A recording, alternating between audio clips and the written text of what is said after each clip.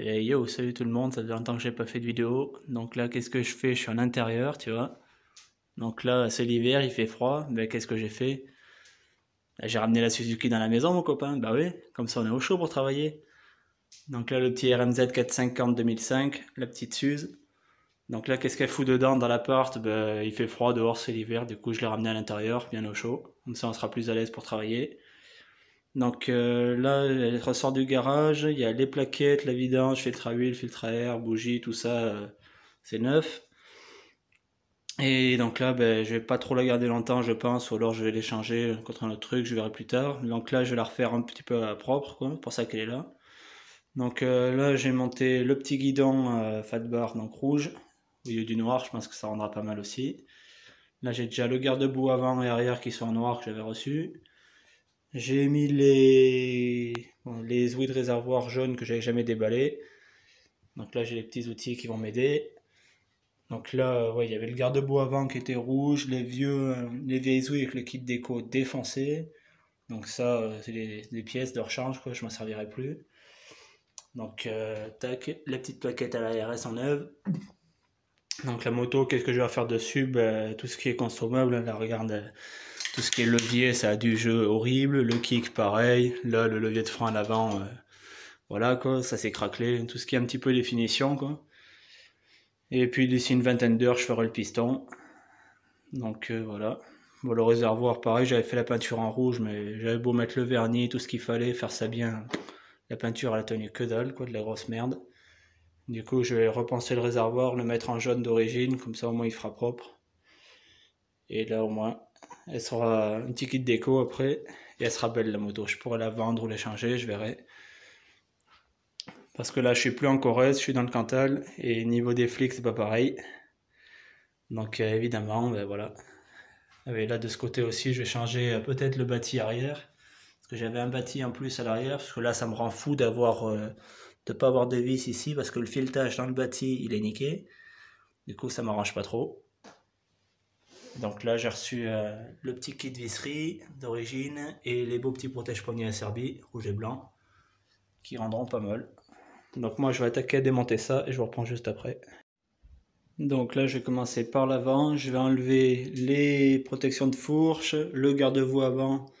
Donc savoir, ça c'est un garde-boue de 2008 et il s'adapte pas sur les 2005. J'avais dû le mettre un peu en mode manouche, quoi. Il est mal ajusté. Du coup, je vais l'enlever, je réglerai ça bien. La plaque cross, il faudra la changer aussi parce que ça s'adaptait plus du coup. J'ai remarqué que j'ai mes pontées qui sont tordues, donc pontées supérieures. Donc peut-être qu'il faudra les changer, je verrai. Donc je vais commencer par l'avant, donc garde-boue, fourreau de fourche, protection de fourche. Et peut-être démonter le guidon. Donc c'est parti. Donc là je prends, tac, petit tournevis à cliquer, douille de 8, et puis on est parti. Tac, donc là le gauche il est démonté. J'en profite pour vérifier, je suis assez content, j'ai pas de fuite d'huile, donc mes joints spi sont encore en super bon état. Donc là après, je remets les vis évidemment dans leur emplacement pour pas les perdre. Et on fait pareil de l'autre côté de la moto. Donc là on fait pareil de ce côté. Donc une vis de 8 ici, ici et ici. Et là c'est plus gros, je pense que ça doit être du 10. Donc fourche c'est enlevé. Là j'ai la petite pièce qui allait ici qui tenait la durite de frein, qui passe ici.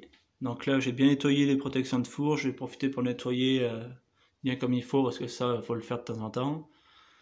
Tout ce qui est de la visserie, donc évidemment je la remets sur les emplacements d'origine pour pas la paumer et savoir où ça va. Donc tout ce qui est les vis que je peux rattraper, je leur ferai prendre un petit bain en coca pour les rattraper parce qu'il y en a pas mal qui sont rouillés. Donc après j'enchaîne et je démonte le garde-boue avant, donc les 4 vis qui sont là-dessous. Tac, donc le petit garde-boue c'est fait. Maintenant ça dégage. Hop. Donc là j'ai remis les petites vis en dessous. Donc j'ai nettoyé le garde-boue, les deux protections de fourche. Donc après j'en profiterai pour refaire attention des rayons parce qu'il y en a qui sont pas assez tendus. Et après je vais en profiter, je vais attaquer la selle, donc tout ce qui est l'arrière. Bon, maintenant que l'avant c'est fait, là après on va passer à enlever la selle. Donc pour enlever la selle il y a une vis ici, une vis de l'autre côté ici que j'ai déjà enlevé. Donc maintenant la vis elle est enlevée, donc les petites vis ici je les pose là en attendant. hop, et je retire la selle. Hop là. Donc là, le beau petit filtre à air tout neuf. Bon, alors là, j'ai enlevé la selle, les deux carénages sur les côtés. Bon, premier problème. Donc moi, comme je disais tout à l'heure, j'ai le filetage de ce côté-là qui est niqué. Et tac, ici, donc là, j'ai la vis qui est de l'autre côté. Sauf que problème sur l'autre bâti. Donc il va venir se présenter comme ça. Sauf que là, j'ai pas de trou pour le filetage. À la place, il n'y a rien du tout. Donc je pense qu'il va falloir le percer. Parce qu'en gros, sur celui-là, le filetage est niqué. Et sur celui-là, il est en bon état. J'ai vérifié. Juste ici. Il est en bon état, la vis va bien. Mais le problème, c'est qu'il n'y en a pas de ce côté. Donc il va falloir que je perce celui-là. Bon, la selle de carénage s'est démontée. Maintenant, il ne restera plus que la bavette. Donc il reste une vis ici. Une de l'autre côté ici. Une là et là. Donc elle tient par 4 points. J'enlève ça, comme ça au moins je nettoierai tous les carénages, ils seront propres. Les ouïes, le réservoir, je les démonterai plus tard. Là pour l'instant j'ai pas de quoi le vidanger, j'ai pas de seau ni rien. Vu qu'il y a encore un peu d'essence, donc ça craint un peu. Mais ça c'est pas le plus important. Donc, pour commencer, je vais m'occuper de cette bavette. Donc c'est parti, je démonte tout ça. Magie, à gros gros, effets spéciaux. Non je déconne. Donc la bavette c'est démonté. Hop, ça dégage. Tac. Donc là, j'ai démonté les vis ici et là, ici et ici. Évidemment, comme vous voyez, là, j'ai une petite fixation en métal avec un filetage. Et évidemment, je l'avais perdu de ce côté-là. Donc j'avais dû adapter, mettre une rondelle, un autre écrou, une vis qui était pas tout à fait pareil. Enfin bref, je m'étais fait chier. Donc du coup, bien pour ça que le petit kit visserie, ça va me servir, je pense. Donc après étape suivante, il y aura besoin de démonter le filtre à air. La boîte à air, je pourrais la laisser dans le bâti plutôt que de me faire chier à la démonter. Donc après, il va falloir démonter, je pense, le petit silencieux d'origine. Ah, c'est moche, hein. Donc je pense que ça va être ici que ça se passe. Après, il y aura ici, ici. Donc là, il y a un petit axe. Et de l'autre côté, donc ici. Donc voilà. Hop, donc au passage, j'en profite, je retire les vis des protections de fourche. J'ai mis toute la visserie dans le coca. Bon, c'est pas du vrai coca, mais bon, quand c'est la dèche, c'est la dèche, hein. Donc je leur fais passer la ligne dans le coca pour les rattraper, parce qu'il y en a qui sont un peu rouillés. Donc ça leur fera pas de mal. Donc les vis des protections de fourche. Donc ces trois ici. De l'autre côté, pareil, je les ai enlevés. J'ai enlevé les bagues en plastique qui étaient de ce côté-là, pareil, les vis dans le coca. Le truc qui tenait la durite ici, pareil. Le coupe-circuit, ce genre de petite vis à l'avant, comme ça. Bon, maintenant on démonte le petit silencieux d'origine. Donc clé de 12 ici, clé de 13 ici. On démonte là et là du coup. Il va falloir que je sorte le silencieux en entier pour l'enlever du bâti, parce que sinon, vu que je vais devoir changer le bâti, certainement il va falloir tout enlever. Donc le silencieux, la boîte à air. Et bien sûr, on n'oublie pas, donc là il y a la vis ici, celle ici. Et là, le silencieux qui est tenu donc du collecteur au silencieux et le petit collier de serrage ici. Donc on va pas l'oublier de l'enlever, ça pourrait servir. Bon, voilà, le silencieux, il est jeté. Non sans mal, putain, il voulait pas se barrer, cet enfoiré, il était coriace. Bon, j'ai dû tirer un peu dans tous les sens, mais il a fini par sortir. Donc voilà à quoi ça ressemble, un silencieux de 450 RMZ d'origine. Donc la laine de broche à la sortie, elle est morte de chez morte. Ça a une sale tête là-dedans. Donc non, pour ceux qui se demandent, malheureusement, je vais le remettre parce que ah ouais, c'est sûr, j'aimerais bien avoir un FMF, un Yoshimura ou un Acra, mais bon, quand on voit le prix des pots, 5 ou 600 balles le silencieux, j'allais te dire, c'est limite le quart du prix de la bacon, quoi, donc ce sera même pas la peine.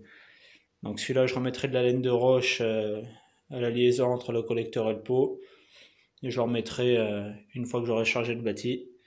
Donc maintenant, on va virer la boîte à air. Bon, elle est tellement défoncée que je crois qu'elle tient que par cette vis-là et par le papillon ici. Donc là, comme tu vois, le filetage, il n'y a plus de filetage là-dedans, c'est explosé, il n'y a plus rien qui la retient. Donc ça va être plutôt rapide à virer, je pense. Bon alors, pour la boîte à air, déjà on va enlever le filtre à air, donc avec le petit papillon ici. Normalement, je crois que j'ai que cette vis à retirer. De l'autre côté, je l'ai plus. Donc là, ici, le filetage, il n'y a carrément plus rien dans le bâti, bref, c'est la dèche. Je vais voir pour le bâti parce que l'autre, je sais même pas si c'est la bonne année ni quoi que ce soit. Il n'y a pas les mêmes pattes de fixation, il n'y a pas les mêmes soudures. Enfin bref, c'est bizarre. Je vais voir si je peux retaper celui-là. Et si j'arrive pas, bah, peut-être j'en rachèterai un d'occasion sur le bon coin. Peut-être j'essaierai de trouver ça. Bon, la petite vis elle est enlevée. Maintenant je vais pouvoir tomber le bâti arrière complet. Donc là il y a un petit boulon ici à démonter. Un ici. Et un de l'autre côté. Ici. Donc je démonte ces 3 boulons et je pourrais retirer le bâti arrière. Bon là du coup avec ces espèces d'outils à la con je ferai rien du tout. Le boulon il était un peu coincé. Donc du coup pour avoir plus de force j'ai pris une clé de 12, la grosse clé, je fais bras de levier comme ça, j'ai beaucoup plus de force. Et là ça vient beaucoup plus facilement. Bon. Tac, bon le petit boulon il est enlevé. Celui-là il a pas voulu venir facilement. J'ai dû utiliser masse de WD parce qu'il était grippé comme pas possible. J'ai cru que j'allais exploser mes clés. Bon il a fini par venir. Donc là, il me reste les 2 petites vis à démonter ici et de l'autre côté. Je vais pouvoir séparer la boîte à air du bâti. Le bâti s'est enlevé, donc il me reste la boîte à air. Donc, sauf qu'elle est maintenue donc, au carbu par un collier de serrage. Donc, qui est là-bas, qui est hyper galère d'accès. Donc du coup, j'ai enlevé le bâti, donc ça c'est fait. Je vais devoir enlever le réservoir et les 2 ouïes d'un seul tenant. Donc très simple, il y a un boulon ici, 2 de chaque côté, donc des ouïes au radiateur. Il faut enlever le petit robinet d'essence ici, donc là j'ai déjà débranché la durite. Bon, on y voit déjà un petit peu mieux. Plus de réservoir, plus d'aile, donc tout ça c'est là. Donc il reste plus qu'à démonter la petite boîte à air, donc avec le collier de serrage qui est derrière là-bas. Donc je sais pas, il avait dû être monté à l'envers, je sais pas, c'est une vraie galère pour le dévisser. Donc j'enlève la boîte à air, parce que là elle tient plus que par le collier. Donc elle est totalement défoncée, il faudra la rafistoler ou la changer. Là tu vois, elle part en morceaux quoi, un peu. Donc j'essaierai d'en trouver une d'occasion. Donc là ça fait un petit peu plus d'espace. Bon là tout le rouge c'est la peinture du réservoir qui s'était barrée. Bref, ça a tenu que dalle, c'était de la belle merde. Donc là on a le haut du moulin, la petite culasse. Donc voilà. Après on passera à l'avant, je pense au guidon. On va revenir un petit peu à l'avant parce que j'ai menti. La petite boîte à air c'est démonté. Donc là ça fait plus d'espace. Donc là il y a la petite entrée du carbu, tu vois. Je sais pas si ça se verra bien. Voilà, ça fait un gros carbu quand même. Je sais pas de combien c'est le carbu d'origine là-dessus, mais ça fait de l'alimentation. En même temps, il y a 57 chevaux alimentés, donc il faut un peu d'essence, il faut un peu d'air, c'est logique. Donc après, qu'est-ce que je vais démonter? Ben, ça va être le guidon, donc cette poignée, la poignée d'accélérateur, le mètre-cylindre, les 4 vis ici, le pontet supérieur. Je vais changer le guidon. Donc là, je sais pas si ça se voit bien, mais le pontet, il est un petit peu tordu, quoi. Donc là, on voit qu'il y a de l'espace. Elle avait dû prendre un choc de ce côté, je pense, parce que le guidon est tordu aussi. Donc le rouge que j'ai, le fat bar, là, il n'est pas tordu, normalement, je vais voir. Peut-être qu'il faudra commander d'autres pontets, je verrai. Donc c'est parti, moi j'attaque ça. Donc on va attaquer par desserrer le mètre cylindre. Donc ça va se passer ici, il y a 2 petites vis à démonter. Le guidon c'est fait, je viens de retirer les petits pontés. Donc tac, donc ils sont un peu tordus. Un peu beaucoup même. Donc le guidon je peux le dégager. Attends, je pose ça là, quelque part. Donc le guidon ça dégage. Hop là. Donc là je vais monter le petit guidon rouge. Je pense que ça rendra mieux. On va voir tout de suite si je peux le mettre. Hop. On va voir un peu ce que ça donne. Ah bah ça a déjà meilleure gueule. Donc celui-là au moins il n'est pas tordu. Niveau des pontés ça doit s'ajuster. Je vais vérifier ça juste après. Donc ça ce sera la première pièce que je vais remonter dessus directement. Parce que là je pourrais remonter au moins mon mètre cylindre, mes poignées, tout ça. Donc c'est parti, je refixe ça, let's go. Bon, au bout de 3 jours la RMZ elle est démontée. Bon, j'ai pas pu faire tout ce que je voulais, donc il me restera encore ma pédale de frein arrière. Parce que là, elle a du jeu comme jamais, je crois, elle est en fin de vie. Mais j'ai pas la bonne clé Allen, c'est vraiment un gros diamètre. Donc ça, je la changerai, ça sera en bonus dans la vidéo suivante. Donc pour tout ce que j'ai enlevé, bah, je rappelle, il y a tous les plastiques, réservoir, carénage, le bâti arrière. Là, tu vois, j'en ai 2, les 2 ils sont en mauvais état, ils sont tout pourraves. J'ai viré le réservoir, la boîte à air, J'ai démonté le guidon, bon là j'ai mis le rental en rouge. Les pontées, je pense qu'on va les garder parce que même comme ça, c'est les pontées inférieures qui sont tordues en fait. Bon, du coup, ça fait que j'ai le guidon qui est un peu plus vers l'arrière de ce côté-là, mais bon, c'est pas trop gênant encore. Donc, j'ai démonté tout ce qui était cocotte d'embrayage et levier, tout ça. Donc, bon, pour ce qui est des démontages, c'est fait. Il faudra que je démonte les roues, mais ça, je le ferai plus tard parce que j'ai les roulements qui sont morts. À l'avant, il y a un peu de jeu. À l'arrière, j'ai peur que ce soit bien pareil. Donc, pour les roulements, ça sera dans la vidéo suivante. Parce que là, je sais pas faire, j'ai pas le matos, donc je ferai ça avec mon pote. Et puis après, pareil pour ce qui est de la pédale de frein. Donc moi, j'espère que cette première vidéo sur le démontage vous aura plu, que ça pourra vous servir. Donc n'hésitez pas à lâcher un like, abonnez-vous, commentez, ça fait plaisir. Puis moi, je vous dis à une prochaine vidéo très prochainement. Allez, salut!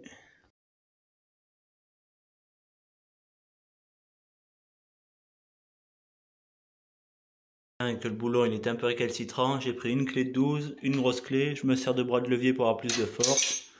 Hop, joli fail. Donc là, le seul moment où j'essaie de faire une vidéo de qualité, tu vois, faut qu'il y ait un connard qui fasse du bruit là-bas. Putain, on peut pas faire une vidéo tranquillement, c'est pas possible ça. Toujours un truc pour faire chier. Et toi là, qu'est-ce que t'en penses de la moto? Non? Ah ouais, d'accord, on va te vendre.